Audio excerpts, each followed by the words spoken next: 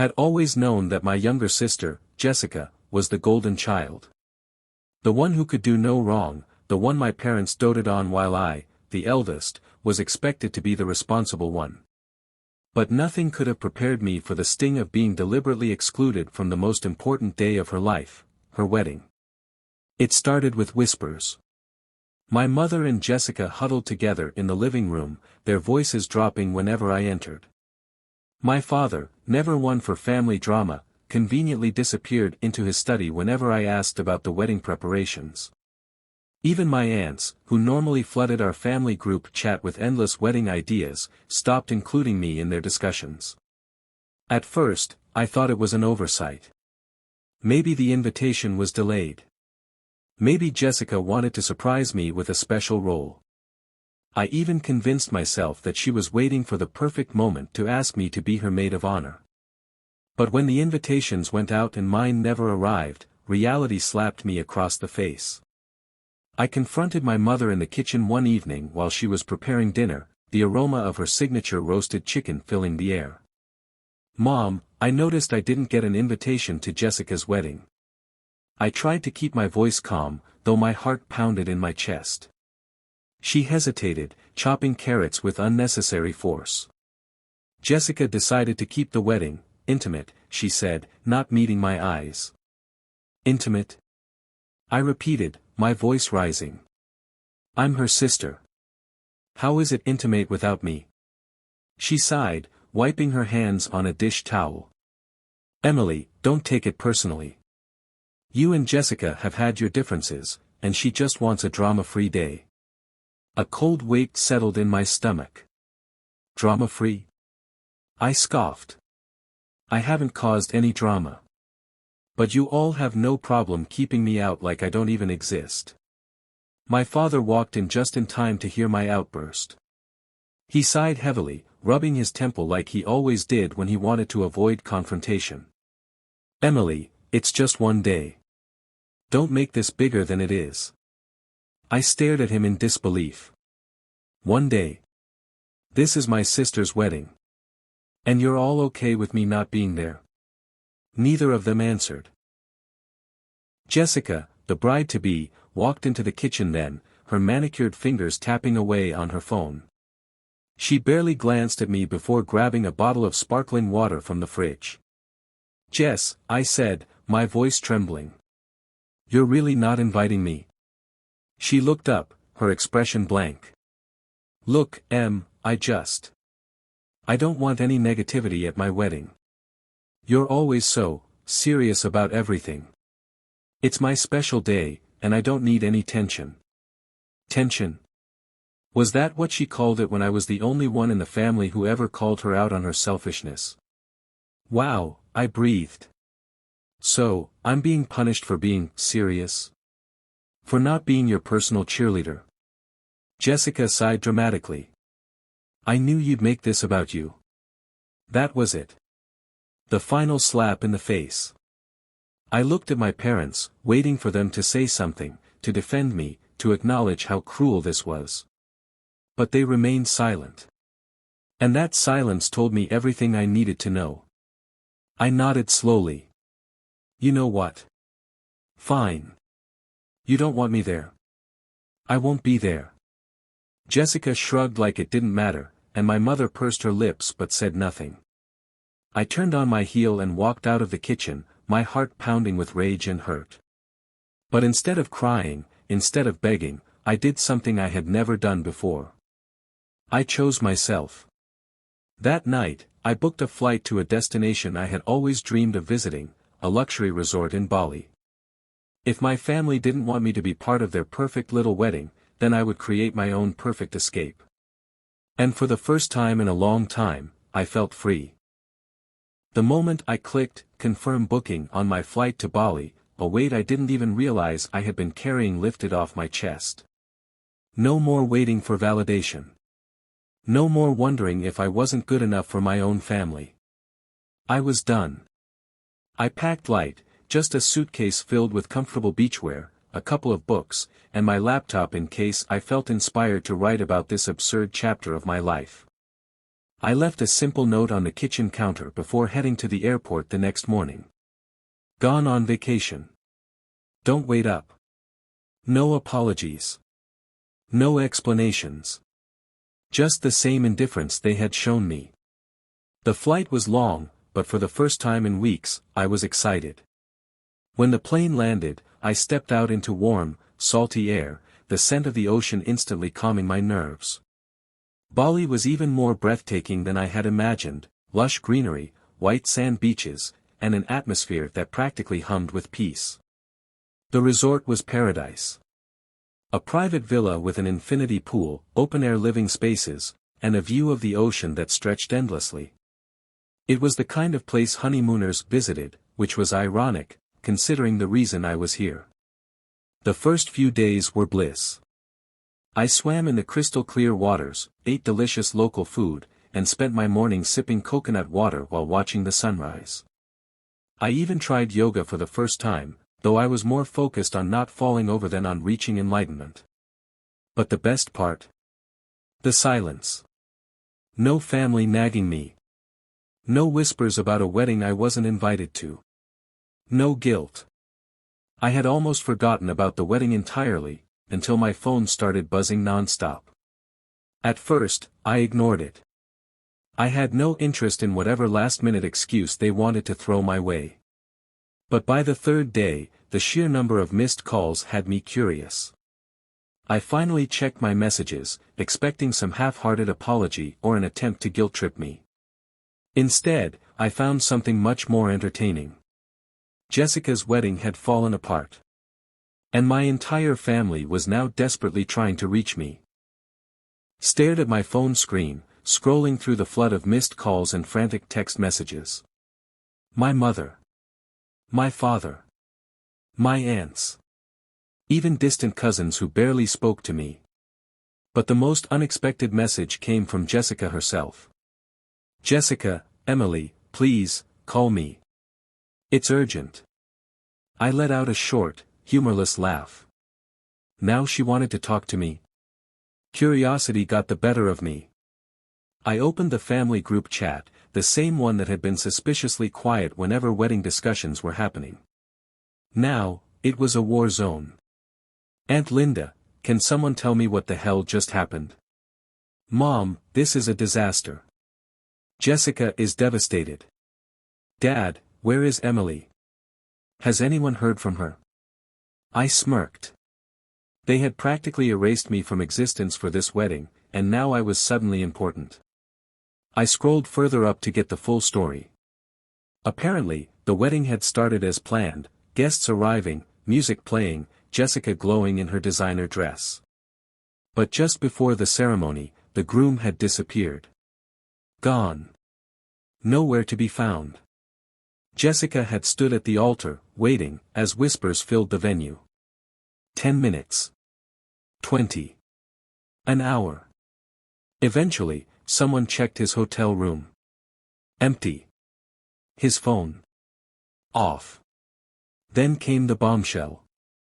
One of Jessica's bridesmaids found a handwritten letter in the groom's dressing room. A breakup letter. He had left her at the altar. I sat back, staring at my phone. The golden child. The one who had excluded me from her big day. The one who had dismissed me as too serious. And now, she was experiencing the worst humiliation of her life. I should have felt bad. Maybe a better person would have. But after everything she and my family had put me through, all I felt was relief. They had shut me out. And now, they needed me. I put my phone down, stretched my legs out, and took a sip of my fresh coconut water. The waves crashed softly in the distance. The sun was warm against my skin. Let them wait. I was on vacation. I tossed my phone onto the lounge chair beside me and leaned back, letting the warm Bali sun kiss my skin. The sound of the ocean waves rolling in and out was far more soothing than the chaos happening thousands of miles away. For the first time in my life, I had the power. I could have called them back immediately. I could have pretended to care, to console Jessica, to rush back home and play the supportive big sister they suddenly wanted. But why should I? They hadn't needed me when they were planning the perfect wedding. They hadn't needed me when they sent out invitations, gushing over the big day while making sure I wasn't part of it. They needed me now only because everything had fallen apart. No. They could wait. I stood up, stretching, and decided to spend the rest of my afternoon getting a massage. If my family wanted to reach me so badly, they could keep calling. It wasn't my problem.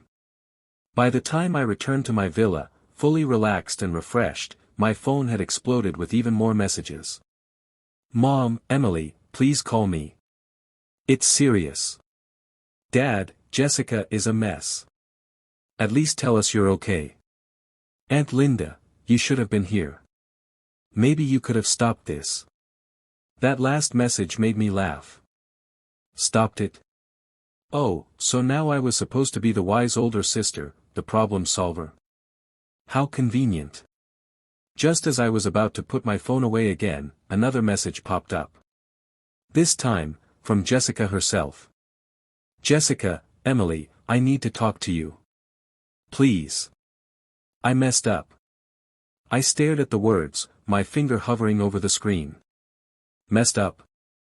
Now that was interesting. I sighed and finally gave in. Me, oh.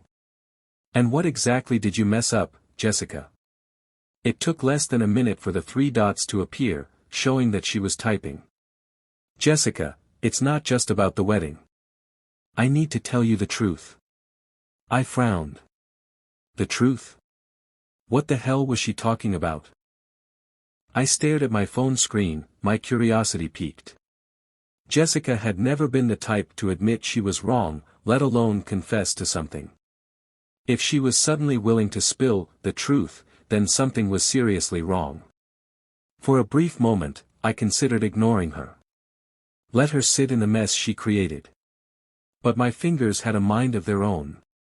Me, what truth, Jessica? She didn't take long to reply. Jessica, can I call you? Please. I hesitated. Did I really want to hear her voice, all shaky and desperate? Before I could second-guess myself, my phone started ringing. Jessica. I sighed and answered. What do you want? There was silence on the other end, then a deep breath. Emily. I don't even know where to start. I kept my tone flat. Try the beginning. Another shaky breath. I was wrong to exclude you from the wedding. I blinked, caught off guard by how quickly she admitted it. You think? I wanted everything to be perfect. And I thought you, she paused, then quickly corrected herself. No, I assumed you would make things difficult. I scoffed. So you punished me for something I might have done? She let out a soft, miserable laugh. Yeah. And I regret it. I didn't respond. Let her sit in the awkward silence. After a moment, she continued. But that's not the real reason I called. I frowned. Then get to the point, Jessica. What do you want? She exhaled, and when she spoke again, her voice was barely above a whisper.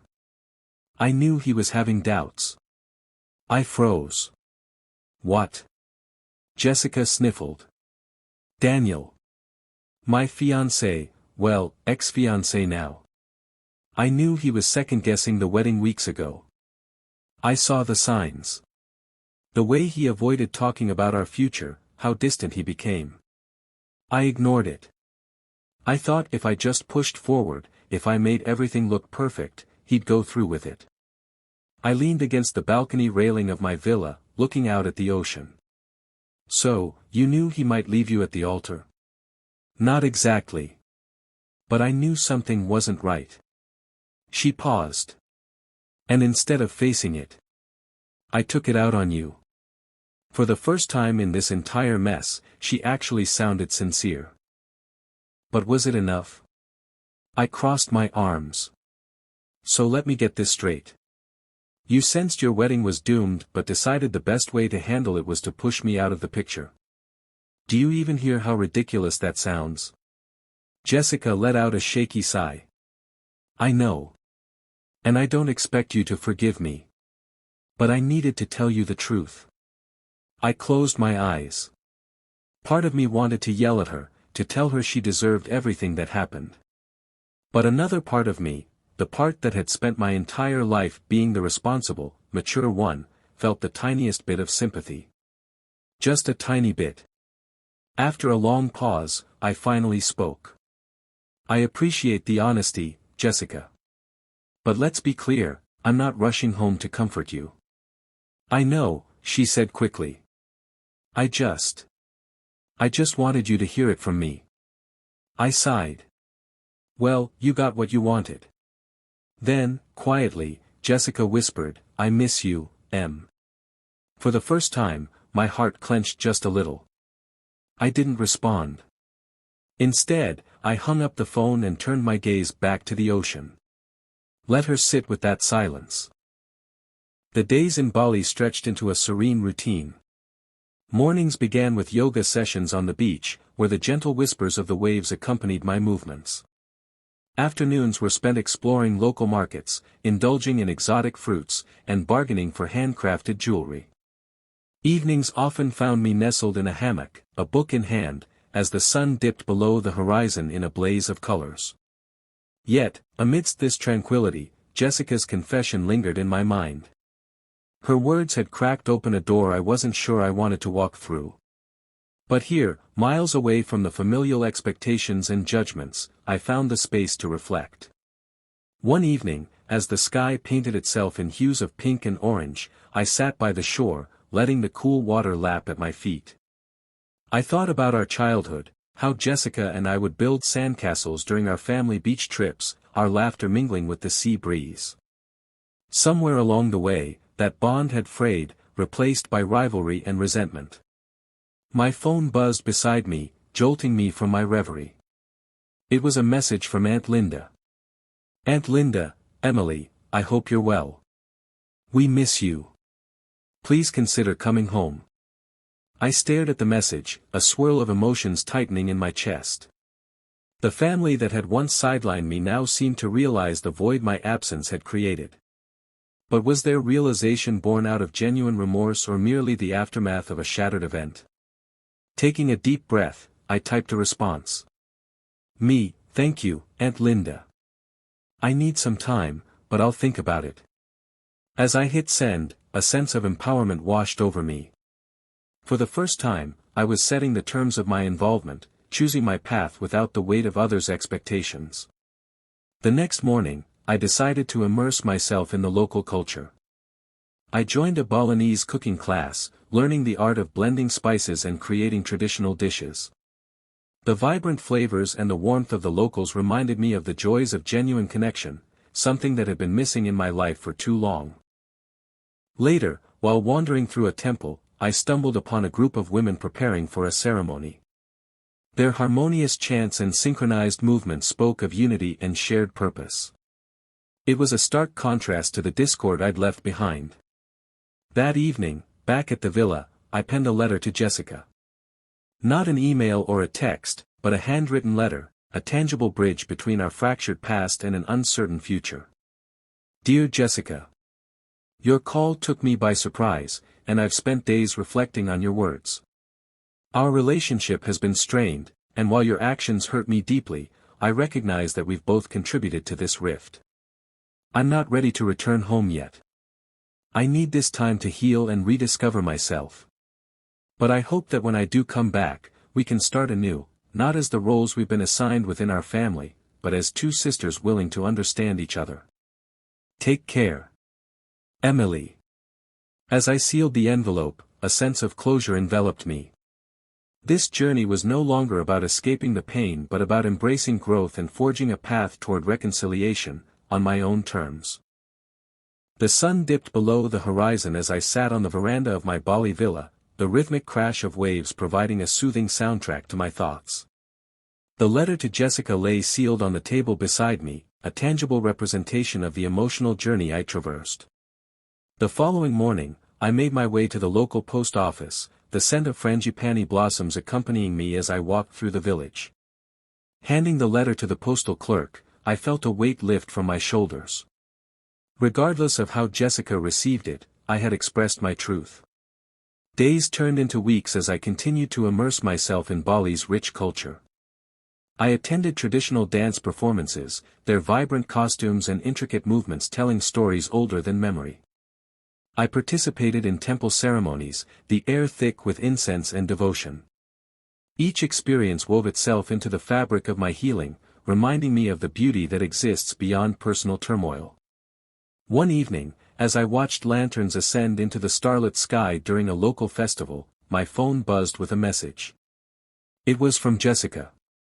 "Jessica, Emily, I received your letter. Thank you for your honesty. I understand your need for space. Whenever you're ready to come home, know that I'll be here, hoping we can start anew." A lump formed in my throat. Perhaps, amidst the pain and misunderstandings, there was a path forward for us. As my time in Bali drew to a close, I found myself reflecting on the journey. What began as an escape from exclusion and heartache had transformed into a pilgrimage of self-discovery. I had ventured into the depths of my emotions, confronted lingering wounds, and emerged with a renewed sense of self. Boarding the plane back home, I felt a sense of peace. The future with my family, especially with Jessica, was uncertain. But I had found my voice, my strength, and a clarity that no external validation could provide. As the aircraft soared into the sky, leaving the island paradise behind, I carried with me not just souvenirs, but a heart mended by the gentle hands of time, distance, and the unwavering spirit of a woman rediscovering her place in the world.